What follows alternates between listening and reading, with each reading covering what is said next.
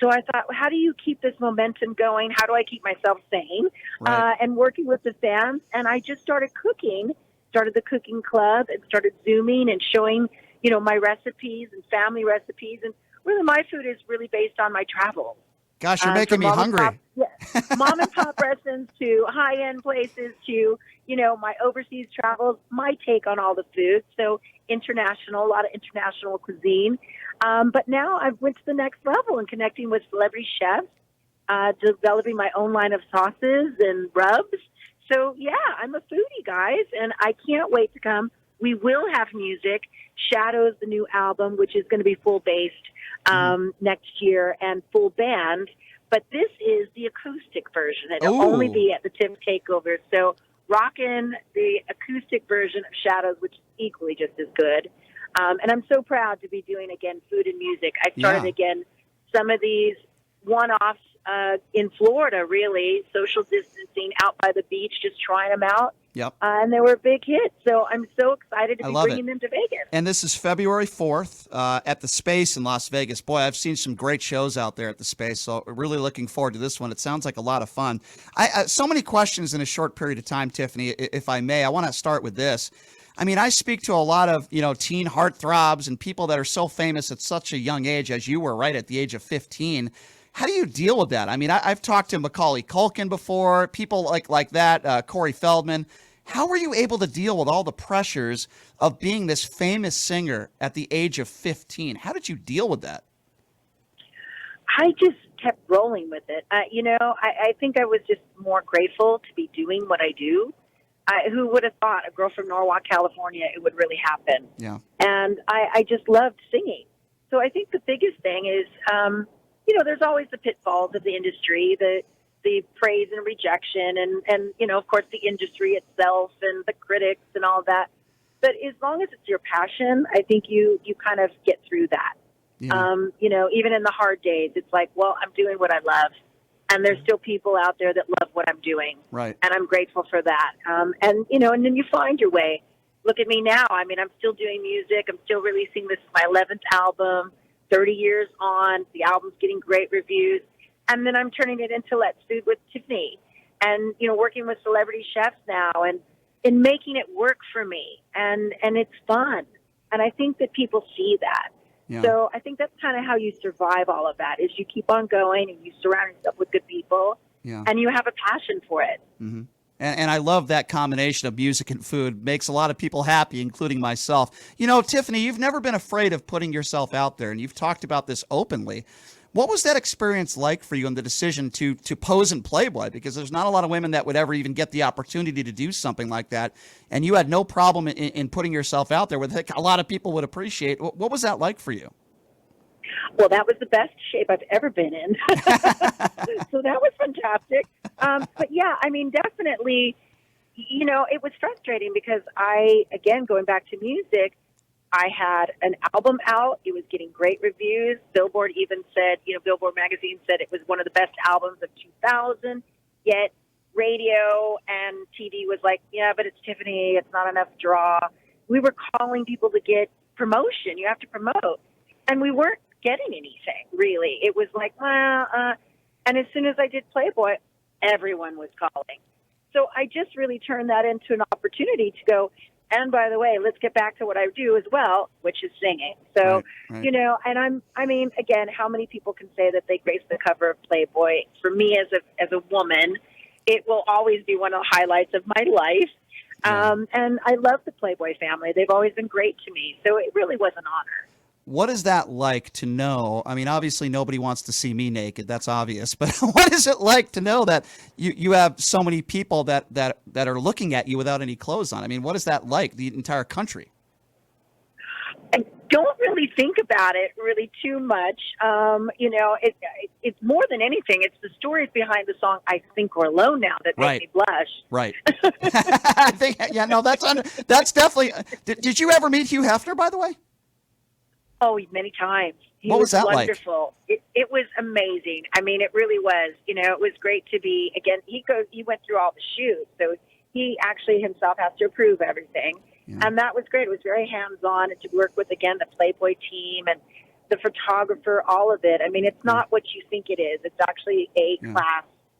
I mean, from my experience, I had top notch. Yeah. And I walked out there feeling amazing, and the pictures were beautiful. I could definitely attest. I got everything I wanted from that. But like I said, the stories from fans that tell me about, I think we're alone now, and their experiences and how their babies were made and all what that song has made them do. I definitely get some red cheeks. I get a little. Yeah. Well, that's pretty rewarding. I mean, because of who you are, Tiffany, I would imagine you've met presidents before. You've met some pretty prominent people in your life. To this day, is there a story of somebody that you met where you still pinch yourself and say, wow, I can't believe I became friends with that person. I can't believe I met that person? Because I would imagine you've had plenty of opportunities like that in your life because of who you are. I mean, there's many, from, like you said, presidents to Stevie Nicks probably is a big one for me because she's been my all-time favorite since I was probably, 9, 10. So meeting her and actually having her ask me about my music, taking a minute to say, how's it going? How are you enjoying it? How's the album going? That was a big day for me. I walked away going, she actually asked me about my music. That's great, It's a good feeling. Meeting Dave Grohl was another one.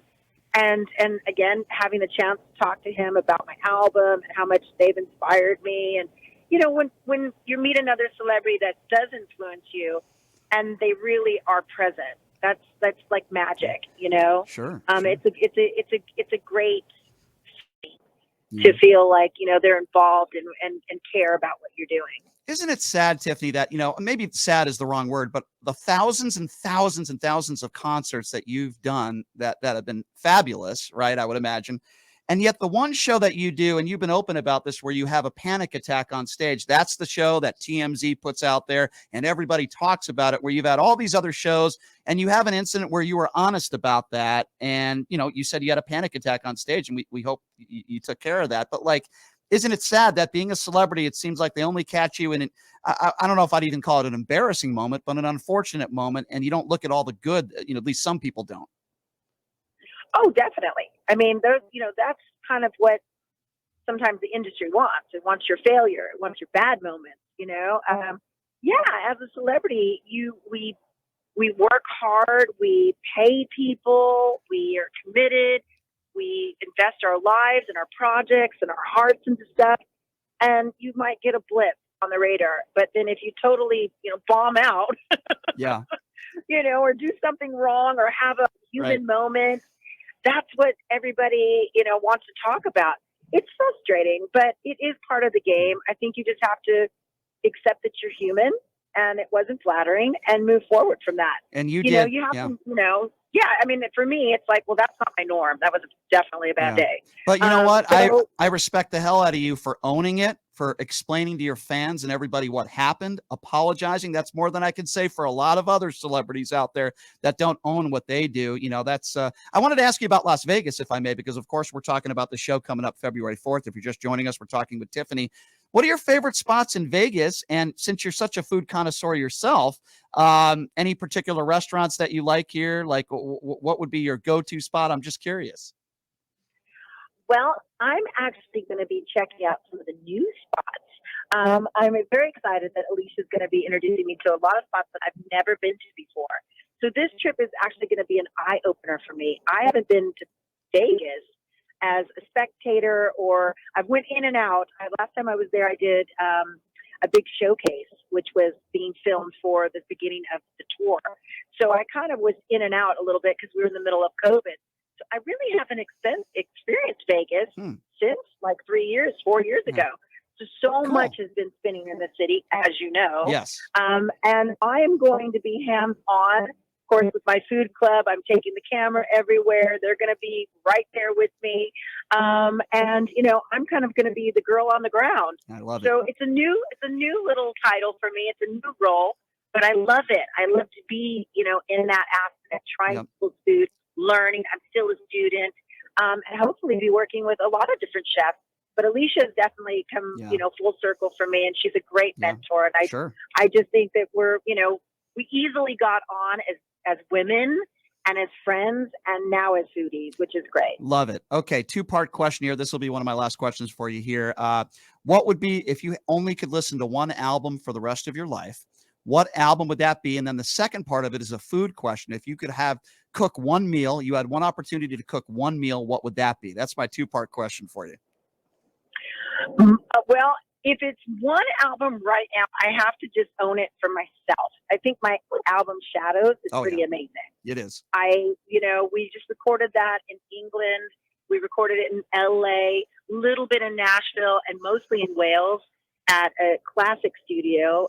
Everybody look it up. It's called Rockfield. Every album you could possibly imagine, including Bohemian Rhapsody, was recorded there. So, if the walls could talk kind of place. Yep. And I think it brings the best of me out in my albums there. We write and we record there. So there is something magical imprinted on this album. And I think you really hear that.